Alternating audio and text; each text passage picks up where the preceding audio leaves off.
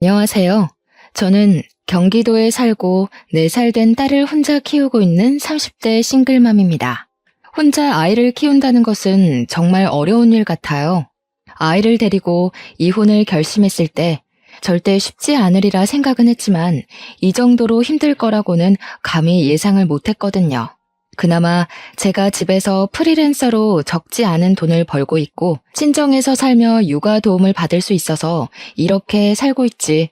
아니었으면 아마 진작에 저는 다른 세상 사람이 되었을지도 모르겠네요. 그래도 이젠 어느 정도 안정이 되어 예쁜 우리 딸과 친정 부모님과 함께 즐기며 잘 살아나가고 있네요. 저는 자존심이 정말 강하고 어떤 일에서든지 완벽해야 하는 성격을 가지고 있어요. 결혼 생활도 마찬가지였죠. 다른 누구보다 결혼을 잘해야 했고 완벽한 아내와 엄마가 되어야만 했어요.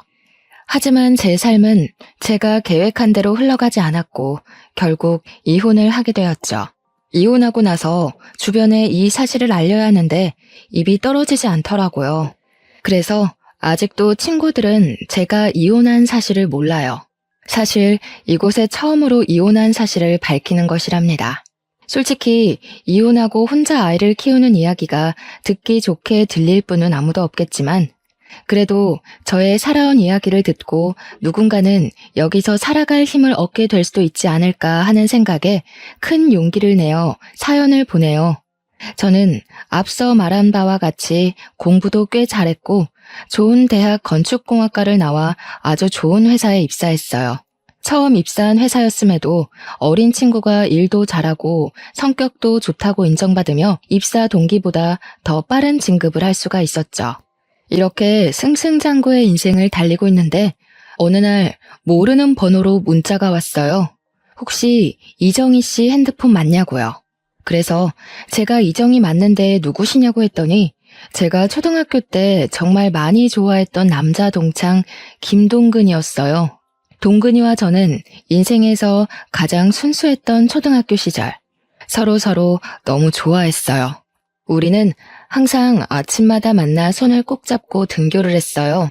그 모습을 본 친구들이 다들 놀렸지만 그래도 꿋꿋이 손을 잡고 초등학교 6학년까지 같이 등하교했어요.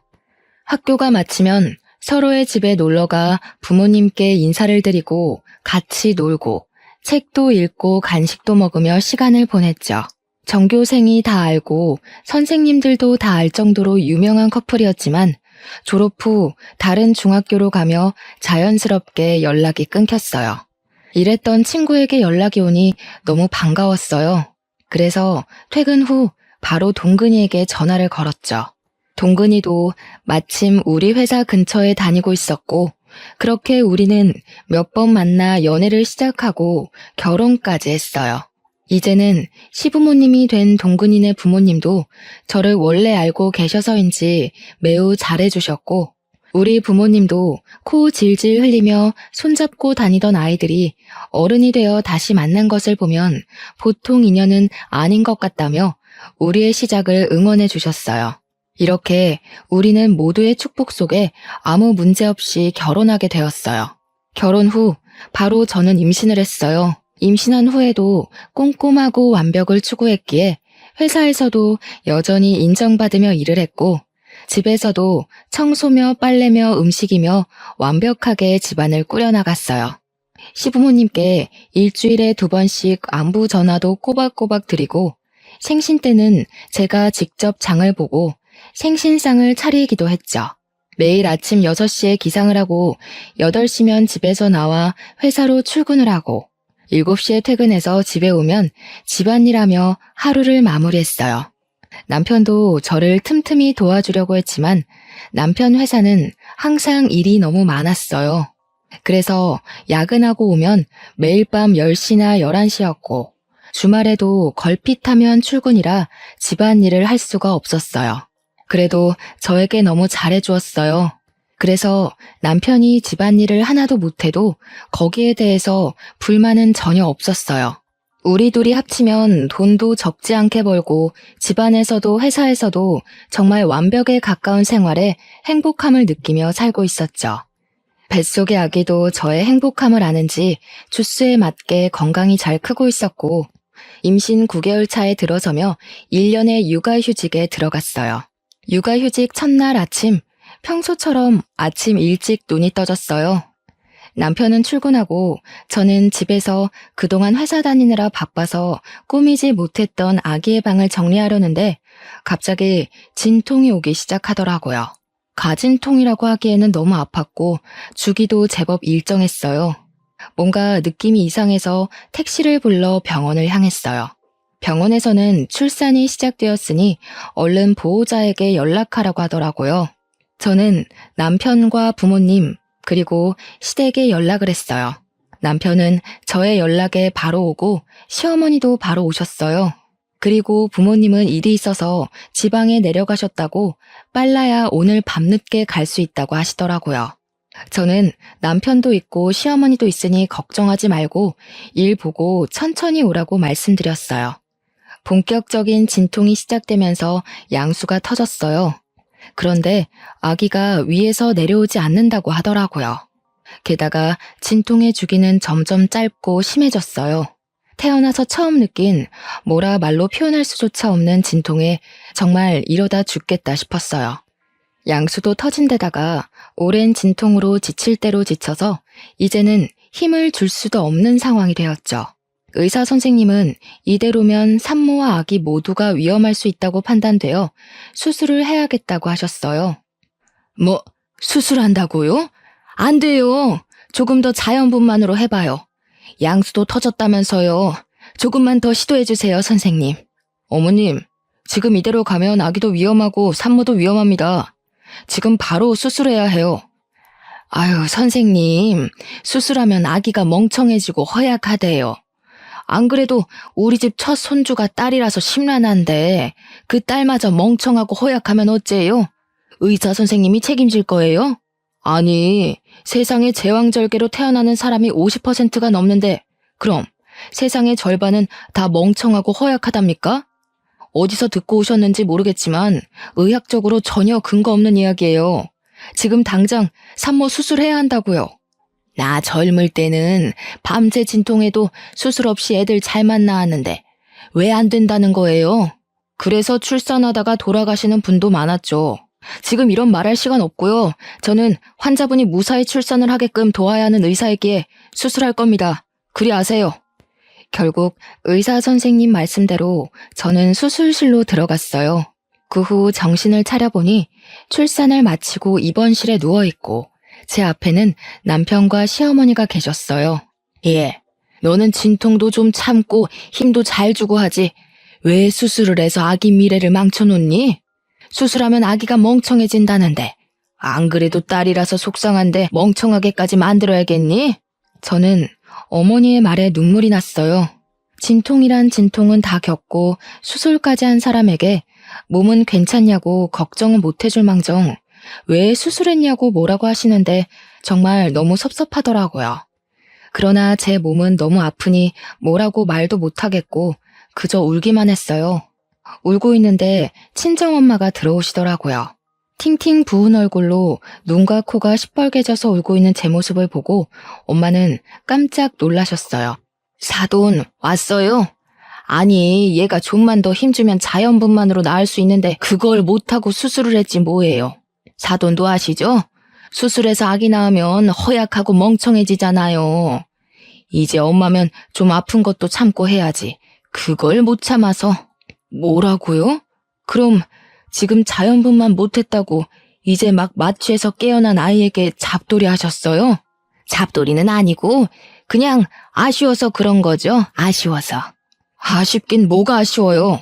수술해서 아기가 잘못됐어요? 어디 아프대요? 김서방, 아기 뭐 잘못됐어? 아기는 건강히 태어났습니다. 다만 저희 엄마는 앞으로 아기가 잔병치레가 심할까봐 걱정하는 마음에서 하시는 이야기세요. 저희 엄마가 감정이 격해져서 말이 좀 세게 나온 것 같은데 죄송해요. 내가 무슨 말을 세게 했니? 너 지금 장모 왔다고 편드는 거냐? 남편은 시어머니와 엄마에게 여기 병원이니 이제 그만하시라고 말렸어요. 아빠도 주차하고 왔는데 엄마가 사돈과 싸우고 있으니 일단 엄마를 데리고 나가셨어요. 이렇게 제 딸 고은이의 탄생 첫날은 아주 시끌벅적하게 지나갔어요. 시어머니는 말끝마다 아기가 수술로 태어나서 허약하고 멍청할 것이라고 하셨지만 고은이는 조리원에서 아주 잘 지내다가 건강히 퇴소했어요. 고은이를 안고 남편과 함께 오랜만에 집에 들어갔는데 시어머니가 집에 와 계시는 게 아니겠어요? 저는 조금 당황했지만 첫 손준이 많이 보고 싶으셔서 그런가 보다 했는데 그게 아니었어요. 여보가 그동안 회사 다니느라 산후조리는 생각도 하지 못했잖아. 그런데 보니까 다들 조리원 후에는 산후조리 해주시는 이모님 도움받아서 산후조리 하더라고. 인제 와서 이모님 구하기도 힘들고 해서 내가 우리 엄마한테 여보 산후조리 좀 부탁했어. 사실 조리원에서 집에 오면서 목도 못 가누고 쥐면 아스러질 것 같은 이 신생아를 어떻게 씻겨야 할지 막막하기는 했어요. 아주 조금은 시어머니가 일하고 계시지 않으니 집에서 조금 도와주셨으면 좋겠다는 생각도 하긴 했고요. 근데 막상 정말 집에 시어머니가 계시니 조금 당황스럽더라고요. 그래도 남편이 저를 생각해서 이렇게 했다는 것이 고마웠어요. 그날 밤 저는 수유를 해야 하니 거실에서 자고 남편은 다음날 출근해야 하니 큰 방에, 어머니는 작은 방에서 주무셨어요. 고은이가 새벽에 배고프다고 울길래 모유를 먹이려는데 잘 되지가 않더라고요. 분명히 조리원에서 퇴소하고 집에 와서는 잘 먹었는데 밤이 되니 먹이도 않고 잘 물지도 못했어요. 고은이는 짜증이 났는지 더 크게 울고 그 울음소리에 어머니가 작은 방에서 주무시다가 나오셔서 무슨 일이냐고 물어보셨어요. 고은이가 우유를 먹지 못하네요. 배고파서 우는 것 같은데 일단 조리원에서 받은 비상용 분유라도 먹여야겠어요. 저 잠깐 분유 좀 타고 있을게요. 고은이 좀 안아주세요. 뭐? 아기 분유를 먹인다고? 사람이 사람 젖을 먹어야지 소젖을 어떻게 먹이니? 그래도 아기가 뭐 다른 거 대체해서 먹을 수 있는 것도 아니고 배고파서 이렇게 우는데 어떻게 해요? 아기한테 소젖 먹이면 애 성격 다 버린다. 안 그래도 수술해서 애는 멍청하고 허약할 텐데 너는 애한테 소젖 먹여서 성격도 드세네로 키우고 싶어? 시어머니는 우리 아들 내일 출근해야 해서 푹 자야 하는데 딸이라는 애가 아빠한테 도움이 안 된다며 우는 고은이를 빼앗듯이 안으셨어요. 그리고 고은이를 달래보려고 하셨지만 고은이는 역시 울기만 했죠. 기저귀를 갈아도 소용없었어요. 우리 동근이는 신생아 때도 모유도 잘 받아먹고 기저귀만 갈아줘도 한 번도 이렇게 안 울고 키웠는데 얘는 계집애가 왜 이렇게 유별나니? 네 성격 그대로 빼다 박았네 박았어. 어머니가 고은이를 안고 돌보며 왜 이렇게 우냐고 온갖 짜증을 다 부리시는데 저도 화가 나더라고요. 그래서 제가 고은이를 보겠다며 안고 모유를 다시 주려고 시도했어요. 역시나 고은이는 울기만 하고 먹지를 못했어요. 수술해서 나온 아이라 멍청해서 제 엄마 젖도 물지 못하나 보다. 그니까 엄마가 됐으면 좀 힘도 잘 주고 진통도 참을 것이지 그깟 진통 하나 못 참아서 의사가 수술하란다고 옳다쿠나 하고 수술했니? 시어머니는 고은이가 울 때마다 애가 저를 닮았다고 하시고 수술해서 나와서 성격이 이 모양인 것 같다는 말도 안 되는 소리를 계속 하셨어요. 그런 이야기를 듣고 있자니 화가 났지만 당장 고은이가 죽을 듯이 울어대서 시어머니의 잔소리에 일일이 대응할 만큼의 여력이 되지 않았어요. 결국 고은이는 울다가 새벽녘이 되어서야 잠이 들었어요. 고은이는 아침에 남편이 출근하고 난 이른 아침에도 모유를 여전히 먹지 못했어요. 고은이는 집이 떠나가라 울었어요. 밤새도록 모유만을 고집하시던 어머니는 결국 젖병에 분유를 타서 오셨어요. 젖병에 분유를 타서 주자 고은이는 허겁지겁 먹더라고요. 소젖 다 주니까 잘 먹네. 사람이 사람 젖을 먹어야지 소젖을 저리 먹으면 어째? 안 그래도 성격이 고약할 것 같은데 한 손가락 했어. 안 그래도 수술해서 몸이 비실비실할 텐데 걱정이다 걱정이야. 어머니는 고은이가 분유 먹는 모습을 보며 매우 못마땅해 하셨어요. 화가 났지만 전날 밤부터 지금까지 고은이의 울음소리에 저도 지칠 대로 지쳐서 뭐라고 대꾸할 힘도 없더라고요. 그래서 그냥 또 그러려니 하고 넘겼어요. 고은이가 분유를 다 먹고 잠이 들고 저도 아침을 좀 먹으려는데 어머니가 미역국을 한 솥 끓여 놓으셨더라고요. 어머니는 고은이도 이제 잠잠해졌으니 같이 아침 먹자고 상을 차려주셨어요. 밥상에 수저와 밥을 놓으셔서 도와드리려고 하니 저보고 너는 앉아있으라고 하시더라고요. 저는 앉아있으면서 시어머니의 밥상을 받을 며느리가 이 대한민국에 몇이나 될까 생각했어요. 사실 고은이 낳기 전을 돌아보면 어머니는 저에게 너무 잘해주셨거든요. 제가 임신했을 때 먹고 싶은 음식이 있다고 하면 바로 만들어주시고 시댁에서도 설거지 한 번을 시키지 않으셨어요. 이렇게 좋으신 분인데 지금은 산후조리해 주시느라 어머니도 피곤하셔서 말이 다소 거칠게 나오는 것뿐이지 제가 싫거나 한 건 아닐 것으로 생각했어요. 정말 감사히 밥을 먹으려는데 제 미역국 그릇에는 미역에 국만 없이 맑은 국물만 있고 어머니 본인의 국그릇에는 미역에 소고기까지 잔뜩 있더라고요. 어머니, 저를 생각해서 이렇게 미역국 끓여주신 건 너무 감사한데요. 저도 미역 좀 주세요. 미역을 많이 먹어야지 붓기도 빨리 빠지고 회복이 잘 된대요. 저는 제가 이 말을 하면 어머니가 본인의 국그릇을 제 국그릇과 바꿔주실 줄 알았어요. 그런데 어머니는 미역이 하나도 없다며 점심때 준다는 말씀만 하시고는 혼자 미역과 소고기를 다 드셨어요. 저는 기분이 확 상해서 밥 먹기 싫었지만 먹는 것 가지고 뭐라고 하는 것도 좀 그래서 그냥 꾸역꾸역 먹었네요. 아침 이후 점심, 저녁 식사에 모두 제 국그릇엔 소고기는커녕 미역도 없었어요.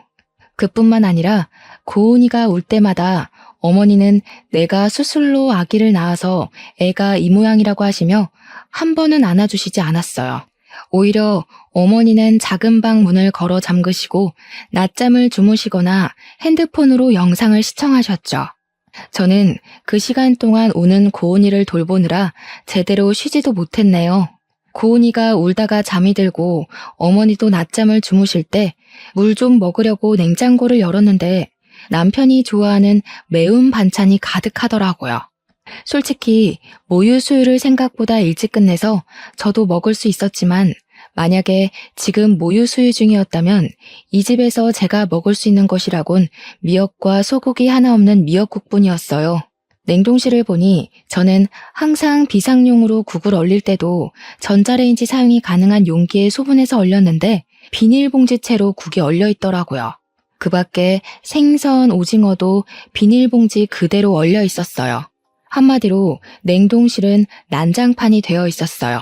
당장 다 꺼내서 정리하고 싶었지만 고은이가 또 울어서 어쩔 수 없이 그냥 두었네요. 그렇게 전쟁 같은 하루가 지나고 밤이 되어 남편이 퇴근했어요. 어머니는 남편이 오자마자 오늘 미역국 끓여서 제 밥상 차려주고 고은이도 봐주느라 온몸이 쑤신다고 하셨어요. 어머니의 이야기만 들은 남편은 세상에 이런 어머니가 어딨냐며 우리 엄마한테 효도하라고 하더라고요. 어머니가 제 밥상을 차려주시기는 했지만 고기나 미역이 하나도 없는 맑은 국만 차려주셨고 고은이를 봐주기는커녕 종일 단 한 번도 안아주시지도 않았는데 그런 이야기를 듣고 있으니 짜증이 나더라고요. 어머니는 오늘 종일 작은 방에서 주무시거나 핸드폰만 보고 계셨잖아요. 고은이를 안고 먹이고 씻기고 한 건 전데 왜 어머니가 온몸이 쑤시는지 모르겠네요. 아까 잠깐 낮잠 잔 거로 그러는 거니? 어제 고은이가 오는 통에 잠을 거의 못 잤잖아. 그래서 피곤해서 잠깐 작은 방에서 잠을 잔 거였는데 그때 고은이가 많이 울었나 보네. 우리 아가 오늘 힘들었겠다. 내일은 내가 고은이 많이 볼 테니 넌 좀 쉬어. 알았지? 아들 앞이라고 목소리가 싹 바뀌어서 사근사근하게 이야기하시는데 정말 기가 막히더라고요. 저는 소고기나 미역 하나 없는 미역 국물만 먹었다고 이야기하려고 했지만 종일 일하고 온 남편이 너무 피곤해 보여서 더 이야기하지 않았네요. 이렇게 속 터지고 답답한 생활이 일주일째 계속되었어요. 일주일이 지나자 어머니는 언제까지 자신이 밥을 차려줘야 하냐며 제가 알아서 밥 차려 먹으라고 하더라고요. 저는 그런 어머니가 빨리 집에 가셨으면 하는데 자꾸 저의 몸 상태로 고은이를 잘 돌볼 수 있겠냐며 걱정된다며 가시지 않았어요. 그래서 저의 몸이 많이 회복되고 고은이를 잘 돌보면 빨리 가시지 않을까 하는 생각에 고은이가 자는 동안 미역국도 끓이고 반찬도 몇 가지 만들어 밥상을 차렸어요. 저 혼자 먹으려고 차리기는 했지만 어머니가 계시는데 혼자 먹기는 좀 그렇잖아요. 그래서 어머니께 식사하시겠냐고 여쭈니 알겠다고 하시더라고요. 그렇게 둘이 말도 없이 어색한 식사를 마쳤어요. 다 먹고 나서 아직 어머니가 설거지 정도는 해주시리라 기대했지만 역시나 설거지도 제 몫이었어요. 그렇게 저 혼자 반찬하고 아기 보고 어머니 배고프시다니 밥상도 차리고 설거지도 하는데 과연 이것이 저의 산후조리인가 아니면 시어머니의 산후조리인가 싶더라고요. 답답한 마음에 밤에 어머니 주무실 때 남편에게 하소연도 했지만 남편은 어머니라고 편하시겠냐며 나이 드시고 힘드신데 그래도 며느리 생각해서 이렇게 계시는데 조금만 더 참으라고 하더라고요. 제가 회복되는 모습 보면 바로 가실 것이라고요. 그렇게 힘들고 답답한 일상을 이어가던 중 제 여동생 정은이가 조카 고은이를 보러 왔어요. 정은이는 고맙게도 제가 평소에 좋아하는 멜론을 사왔더라고요. 어머니는 정은이가 가져온 멜론을 보며 자신도 멜론을 너무 좋아한다고 하시며 멜론을 가져가시더라고요. 그러더니 주방에서 멜론을 깎으시길래 우리에게 주시려는 줄 알았는데 깎은 멜론을 들고 잘 먹겠다며 작은 방에 들어가셨어요. 결국 손님으로 온 정은이가 자신이 사온 멜론을 직접 깎아서 먹었답니다. 이후 고은이를 보며 이런저런 이야기를 하다 보니 점심시간이 되었어요. 제가 같이 점심을 먹으려고 밥을 하려고 주방에 가니 정은이가 놀라서 쫓아오더라고요. 언니는 산후조리 중인데 왜 밥을 하냐고요. 그러면서 평소에도 설마 시어머니는 하나도 도와주시지 않고 언니 혼자 밥 차리고 고은이 돌보고 한 거냐고 하며 걱정하더라고요. 저는 정은이가 걱정할까봐 아니라고 대충 둘러댔어요. 정은이는 저를 위해 미역국도 소고기를 듬뿍 넣어서 끓여주고 밥도 하고 냉동고에 있던 떡갈비도 구워서 한 상 잘 차려주었어요. 우리끼리 편하게 먹고 싶었지만 그래도 작은 방에 시어머니가 계시는데 그건 도리가 아닌 것 같아 작은 방에 갔어요. 어머니는 멜론 한 통을 다 드시고 코를 골며 주무시고 계시더라고요. 제가 깨워서 식사하시라고 하니 비몽사몽으로 안 먹는다고 하시고는 다시 주무셨어요. 우리끼리 맛있게 먹고 상을 치우려는데 어머니께서 나오셨어요. 세상에, 시어미 잔다고 깨우지도 않고 너희끼리만 먹었냐? 진짜 너무하는구나. 어머니, 제가 아까 밥 다 준비해서 깨웠는데 어머니가 안 먹는다고 하셔서 저희끼리 먼저 먹었어요. 지금 바로 다시 차려드릴게요. 됐다, 고양 것. 엎드려 절 받기도 아니고 내 딴에는 그래도 너 생각해서 불편한데도 여기 와 있는데 그런 내 생각은 안 하고 너희끼리만 먹냐? 나도 그런 밥상 받고 싶지 않다. 어머니는 저와 정은이에게 화를 버럭 내시더니 작은 방에서 핸드폰을 가져와 남편에게 전화를 걸었어요. 아들아, 이 애미가 억울해서 살 수가 없구나. 나 딴에는 착한 시어머니 노릇하고 싶어서 며느리 힘들까봐 산후조리 도와주러 왔더니만 이년은 미역국이 맛이 없다느니 하면서 나한테 타박만 하는 거 아니냐? 아들아, 내가 이렇게 힘들게 사는구나. 어휴, 이걸 말할 사람이 우리 아들밖에 없어서 전화했다. 그래, 저녁에 보자꾸나. 없는 말까지 지어내는 시어머니의 충격적인 두 얼굴에 할 말을 잃고 말았습니다.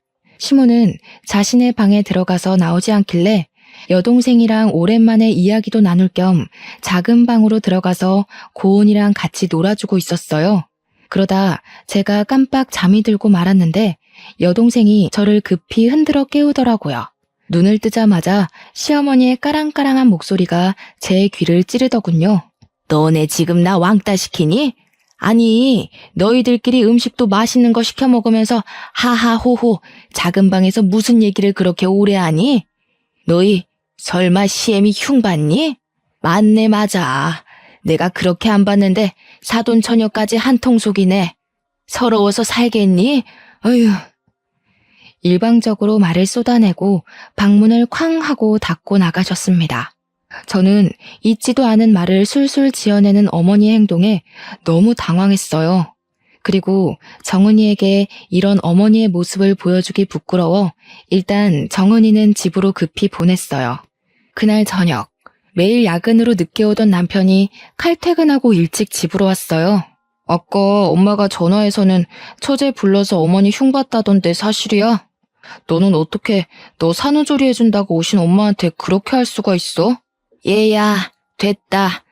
안 그래도 아기 낳고 힘들 우리 며느리한테 그런 소리 하지 마. 원래 여자들이 아기 낳고 하면 우울해서 조그만 일에도 서운해하고 그런 거야. 아기 신생아 때는 남편과도 죽일 듯이 싸우는데 시어미인 나한테는 얼마나 그간 불만이 많았겠니? 어머니가 나를 다 이해한다는 식으로 얘기하시며 화난 남편을 달래시는데 제가 귀신에 홀린 것도 아니고 이건 뭔가 싶더라고요. 솔직히 그동안 어머니 고은이 한 번도 안아주시지 않으셨어. 그래, 그건 이해해. 고은이는 어머니 딸이 아닌 내 딸이니까. 그런데 산후조리 해주신다고 오셔서 내가 삼시세끼 밥상 다 차려드리고 설거지도 했어. 알아? 지금 고은이 갓 출산한 것도 아니고 이제 이 정도 지났으면 밥도 하고 설거지도 좀 할 수 있는 거 아니야? 그럼 뭐 평생 산후조리랍시고 우리 엄마 밥상만 받아 먹으려고 했어? 그리고 처음에는 우리 엄마가 너 미역국도 끓여주고 했잖아. 미역국? 그래, 미역 국물 끓여주셨지. 미역국이라고 주셨는데 국에 고기는커녕 미역 한 줄기도 안 보이더라. 진짜 내가 요새는 이게 나의 산후조리인지 어머니의 산후조리인지 모르겠어. 이럴 바엔 차라리 어머니 집에 가시고 나 혼자 있는 편이 낫겠어. 아이고, 이 늙은이는 사라져야지. 네 마음 잘 알겠다. 내가 있는 게 오히려 너에게 스트레스니 이 늙은이는 가마. 어머니는 제 이야기를 듣고 엄청 속상한 표정을 지으시며 작은 방으로 가셨어요. 그러고는 어머니의 짐을 다 챙겨서 나오시더라고요. 엄마, 지금 왜 다 챙겨 나왔어? 지금 가게? 이렇게 어두운데 어디를 가? 가더라도 내일 날 밝으면 가고 오늘 밤은 우리 집에서 자요. 내일 주말이라 쉬니까 내가 집까지 모셔다 드릴게. 이 늙은이 이 집에서 필요도 없는데 빨리 나가줘야지. 그리고 동근아, 정희한테 너무 뭐라고 하지 마라. 여자가 출산하고 나면 호르몬 변화로 성격 좋은 사람들도 화가 많아지고 작은 일에도 울고 그래. 그러니까 네가 이해해줘. 야, 너는 엄마가 이렇게까지 널 생각하는데 그 앞에서 엄마 꼭 그딴 말을 짓거려야겠냐? 어? 남편은 제 화를 주체하지 못해 제게 소리를 질렀고 그 소리를 듣고 고은이는 깜짝 놀라 자지러지게 울기 시작했어요. 우는 고은이를 데리고 일단 큰 방으로 들어가 진정시키는데 저도 서러워서 눈물이 나더라고요. 그렇게 저도 울고 고은이 울며 밤을 보냈답니다. 다음날 저녁 때 깜짝 놀란 고은이는 새벽 내내 자다 깨서 울었어요. 그 덕에 저도 고은이를 달래다가 새벽녘에 겨우 잠이 들어 늦잠을 잤어요. 큰 방에서 일어나서 나가려는데 어머니와 남편이 거실에서 작은 소리로 이야기를 하더라고요. 내가 아는 사람이 회사 대표인데 자기 비서가 20대 후반인데 재테크를 아주 기막히게 잘해서 모은 재산이 많대. 그냥 정이랑 이혼하고 그 여자나 만나봐. 쇠장가를 가라고? 그럼 정이랑 고은이는 어쩌고. 아들도 아니고 딸인데 그냥 양육권 쟤 줘버려. 어제 보니까 정이 성격이 보통 성격도 아니고 고은이도 수술해서 나와서 보나마나 멍청할 것이고 엄마 닮아 성격도 좋지 않을 거야. 괜히 전현들에게 발목 잡히지 말고 이혼해서 새 출발해. 엄마, 아무리 그래도 그건 아니지. 사람이 어떻게 자기 처자식 버리고 새 출발을 해. 이미 그 회사 대표한테 다 이야기했어. 정 그러면 그냥 가서 밥만 먹고 와. 밥은 먹고 올 수 있잖아. 날짜도 이미 다음 주 저녁으로 잡았어. 밥만 먹어, 밥만. 알겠지? 저는 어머니의 얘기를 듣고 기가 막혔어요. 그런데 여기서 다 들었다고 나가면 분명히 어머니는 시치미를 뚝 떼며 아니라고 할 것이 분명해서 일단 듣고 가만히 있었어요. 방에 있는데 생각할수록 어이가 없어서 정은이한테 카톡으로 제가 들은 이야기를 다 말했어요. 그런데 정은이가 뭔가 자기 이야기 같다고 하는 거예요. 얼마 전에 회사 대표님이 자기에게 좋은 사람이 있다며 소개해준다길래 다음 주에 날짜를 잡았다는 거예요. 생각해보니 정은이도 회사 대표의 비서예요. 그리고 어릴 때부터 금융에 관심이 많아서 주식, 부동산 등에 투자하며 돈을 잘 굴렸고 그래서 지금 가진 돈도 많아요. 저와 정은이는 남편이 소개받을 사람이 바로 제 동생이라는 확신이 들었어요. 이거 어떻게 해야 하나 고민하고 있는데 정은이에게 카톡이 오더라고요. 언니는 형부랑 어떻게 하고 싶냐고요. 솔직히 수술해서 낳은 애라서 멍청하다. 소젖 먹고 커서 성격이 고약하다는 등의 막말하고 산후조리한답시고 오셔서는 저에게 매일 밥상을 요구하시는 모습에 더는 가족으로 살지 못하겠다 생각하고 있었거든요. 게다가 남편은 그 사이에서 중간 역할도 못하고 무조건 지 엄마 편이니 이혼하고 싶다고 솔직히 이야기했죠. 정은이는 그럼 어차피 이혼할 거면 일단 조금 더 참고 살다가 복수라도 시원하게 하고 끝내라고 하더라고요. 일단 소개팅은 무산시키지 않고 진행하기로 했어요. 단 시어머니와 남편이 여동생의 얼굴을 알고 있으니 연기자 준비를 하는 여동생 친구에게 부탁해서 대신 나가달라고 했죠. 그리고 다음 데이트 약속까지 잡고 오라고 부탁했어요. 드디어 소개팅 날. 남편은 제게 야근한다고 하고 여동생의 친구와 소개팅을 했어요. 정은이는 몰래 숨어서 자기 친구와 형부가 소개팅하는 장면을 지켜봤어요. 저는 고은이를 봐야 하니 가지는 못했지만 정은이가 실시간으로 사진을 찍어서 보내줬어요. 맨날 고은이 보느라 집에서 꾸밀 틈이 없는 저만 보다가 늘씬하고 예쁜 20대 여성을 보니 좋은지 표정이 아주 좋아 죽더라고요. 남편이 먼저 여동생의 친구에게 다음 데이트는 언제 할지 물었고 그 주 주말에 둘이 만나기로 약속을 잡았다고 하더라고요. 주말이 되었어요. 남편은 회사 사람들과 낚시하러 간다고 하며 정장을 쫙 빼입더라고요. 그래서 제가 낚시하는데 웬 정장을 입었냐고 물으니 친구가 결혼식을 해서 결혼식 갔다가 회사 사람들과 낚시한다고 하더라고요. 역시 남편은 여동생의 친구를 만났고 남편이 손도 잡고 어깨 동무도 하더라고요. 여동생의 친구가 팔짱을 끼니 해벌쭉하고 웃는데 정말 당장 쫓아가 따지고 싶더라고요. 정은이는 남편이 하는 모든 행동 하나하나를 빼놓지 않고 사진을 찍었어요. 그리고 여동생 친구의 얼굴은 모자이크 처리를 하고 남편 얼굴만 잘 보이게 편집해서 제게 보내줬어요. 월요일 아침 정은이는 남편 회사의 게시판에 개발팀 대리 김동근의 실체라는 제목으로 모든 사진을 올렸어요. 그 내용은 김동근 대리는 아직 돌도 되지 않은 예쁜 딸을 둔 아빠인데 집에 부인과 딸이 있음에도 불구하고 부인이 지겨웠는지 내 친구를 만나고 있다고 썼어요. 순진한 내 친구는 이 사람이 유부남인지도 모르고 몇 번 밥 먹고 데이트했다는데 자신이 만난 남자가 유부남인 것을 알고는 충격에 휩싸였다고 하며 이런 김동근 대리에 대해서 어떻게 생각하시는지 사내 직원들의 의견을 묻는다고 적었어요. 댓글을 보니 누군가가 김동근 대리는 회사에서 평이 아주 좋은 분인데 그럴 리가 없다며 그냥 와이프와 데이트한 것인데 오해하고 쓴 글 아니냐고 하더라고요. 그런데 그 밑에 댓글을 보니 자기가 김동근 대리의 아내 되시는 분을 안다면서 그분은 키가 작고 통통한 체형인데 여기 모자이크 처리된 사진 속의 여자분은 키도 크고 늘씬한 것이 아내는 확실히 아니라고 적혀 있었어요. 그 댓글로 인해 남편은 자기 자식 낳아준 아내를 버리고 새로운 여자를 찾아 나선 천하의 나쁜 놈이 되어버렸어요. 저는 동생의 작품에 감탄하며 저는 저의 복수를 시작했어요. 저는 작은 방에서 주무시고 계시는 어머니의 핸드폰을 가져왔어요. 그리고 어머니의 핸드폰에 카톡으로 들어가 정은이가 보내준 사진들을 첨부했어요. 그 밑에는 이명자님의 아들 김동근은 딸이 있는 가정의 가장인데 부인이 지겨웠는데 새로운 여자를 만나고 있다는 내용을 함께 적어 카톡에 저장된 모든 지인에게 전송했어요. 그리고 제가 준비한 음성 파일을 하나 더 보냈어요. 사실 어머니가 남편에게 새로운 출발을 하라고 권하신 그날 이후부터 어머니가 저에게 했던 말들을 다 녹음했거든요.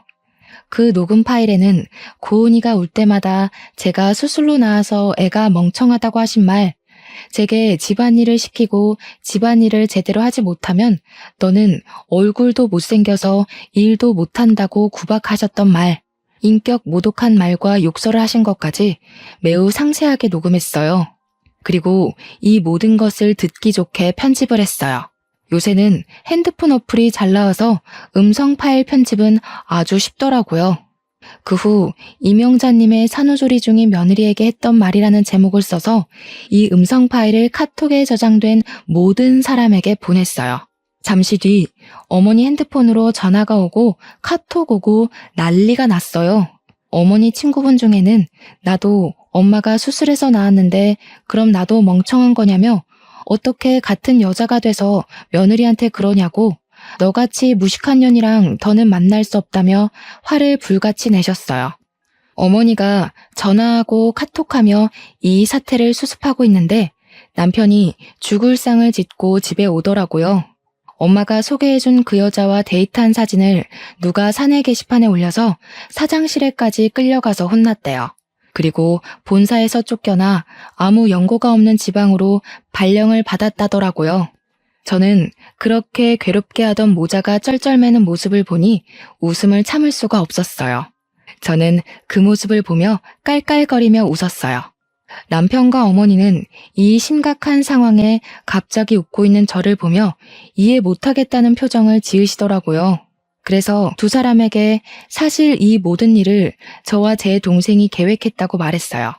그럼 너랑 처제가 이 모든 걸 다 계획한 거라고? 왜? 도대체 왜? 아무리 그래도 그렇지 어떻게 네가 남편과 시어미한테 이럴 수가 있냐? 네가 그러고도 사람이냐? 그러니까 저한테 적당히 하셨어야죠. 어머니가 그동안 고은이 울고 뗐을 때마다 수술로 나와서 애가 멍청해서 저런다며 하실 때 저 정말 속상했지만 참았어요. 제가 사랑하는 남편을 낳아주신 어머니시고 또 어머니도 힘드시니 이러시는 거겠지 했어요. 근데 왜? 우리끼리의 문제를 왜 밖에 퍼뜨려서 이렇게 쪽팔리게 만드냐고 왜? 그런데 어머니가 남편에게 새살림 차리라고 하시는데 정말 그때는 못 참겠더라고요. 아니, 그 와중에 제가 더는 참을 이유가 없죠. 이미 두 사람은 저와 고은이를 버리고 다른 살림을 차릴 계획을 세우는데 제가 왜요? 그럼 그냥 나에게 얘기라도 했어야지. 이야기? 너 그동안 내가 얘기하면 듣는 척이라도 했니?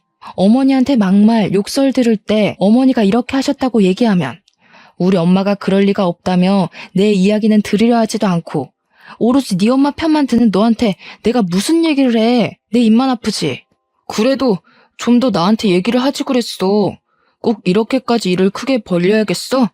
우리 고은이는 어떡하라고. 고은이를 그렇게 생각하는 양반이 젊은 여자랑 손잡고 어깨동무하고 다니냐? 인제 와서 고은이 핑계를 대면서 날 막으려는 생각하지 마. 다 필요 없고 이혼이야. 우리 이혼해. 아, 너는 새장가 가야 하니까 고은이는 내가 데리고 살게. 양육권 꿈도 꾸지 마라. 저는 남편과 어머니께 그동안 참고 왔던 모든 서러운 것들을 다 이야기했어요. 그리고 저와 고은이의 짐을 챙기고 고은이를 안고 집에서 나왔어요. 남편과 어머니는 망연자실한 표정으로 주저앉아 이제 어떻게 사냐며 울고 있더라고요. 밖으로 나가니 이미 정은이가 와 있더라고요. 정은이의 도움으로 짐을 싣고 차에 타 친정으로 갔어요. 엄마는 정은이에게 들어 대충 제 상황을 알고 계셨어요. 그러면서 그런 집구석에서 참고 있는 건 멍청이 같은 짓이라고 하시며 그동안 고생했다고 저를 꼭 안아주셨어요. 엄마에게 행복하게 잘 사는 모습 보여드리고 싶었는데 그러지 못하고 이혼이라는 큰 부류를 저지르고 왔는데도 뭐라고 하지 않으셨어요. 오히려 잘했다고 이야기해 주시니 너무 감사하고 죄송하더라고요. 그 뒤로 우리의 이혼은 빠르게 진행되었어요. 시어머니는 부끄럽다고 지인들과 연락 다 끊고 남편 따라서 아무도 알지 못하는 지방에서 있는 듯 없는 듯 살고 계시다고 하더라고요. 저는 제가 다니던 회사 인사부 팀장님이 제 사정을 어떻게 아시고 사무실 직원에서 재택 프리랜서로 전환해 주셨어요. 그 덕에 친정에서 고은이를 돌보며 일을 할 수 있게 되었어요. 그리고 싱글맘들을 위한 작은 모임도 만들었어요. 제가 싱글맘이 되어보니 생각보다 너무 힘들더라고요. 경제적인 여건도 되고 친정의 도움을 받는 저도 이렇게 힘이 드는데 그렇지 못한 상황에 놓인 싱글맘들은 정말 너무 힘들겠더라고요. 그래서 싱글맘들끼리 모여 서로 위로해주고 도와주면 좋겠다 싶었거든요. 그리고 모임 멤버들 중에서 여건이 되는 사람들끼리 모여 봉사활동을 꾸준히 하고 있어요. 그 결과 얼마 전에는 시에서 좋은 일 한다고 봉사상도 받았답니다. 공부도 일도 생활도 모든 것이 완벽해야만 했던 제가 이렇게 이혼 이야기하며 사연을 보내기까지 정말 많은 고민을 해야 했어요. 글을 써놓고 보낼지 말지 오랜 시간 생각하다가 이혼한 저 자신을 자체로 인정하고 받아들이기 위해 큰 결심을 하고 드디어 이렇게 사연을 보내네요. 그동안 꽁꽁 숨겨왔던 저의 비밀 이야기를 털어놓고 나니 속이 다 후련하고 시원하네요. 사실 처음에 이혼하고 나서 저는 결혼과 인생에 실패한 사람이라며 자책만 하고 살았어요. 그러나 저만 보면 사랑스럽게 웃어주는 우리 고은이를 보며 살아갈 희망을 얻고 용기를 내었네요. 아마 제 사연을 듣고 있는 분 중에도 저처럼 이혼하시고 저의 지난날처럼 힘들어하시는 분들도 계실 거예요. 물론 이혼을 하면 많이 힘들죠. 하지만 이혼은 실패가 아니라 새로운 인생의 시작일 뿐이라는 생각으로 열심히 살아내셨으면 좋겠어요. 저 역시 이혼의 아픔을 딛고 이겨내서 앞으로도 더 열심히 살아가겠습니다. 제 아무리 추운 겨울이라고 해도 시간은 흐르고 흐르면 언젠간 반드시 따뜻한 봄날이 오잖아요. 지금 너무 힘든 시간을 보내고 있다고 해서 너무 절망에 빠져 있지는 마세요. 언젠가 우리의 인생이 흐르고 흐르다 보면 반드시 봄날이 올 것이에요. 그러니 우리 모두 힘내서 하루하루를 최선을 다해 열심히 살아봐요. 오늘도 다들 파이팅입니다. 지금까지 저의 사연 들어주셔서 감사합니다.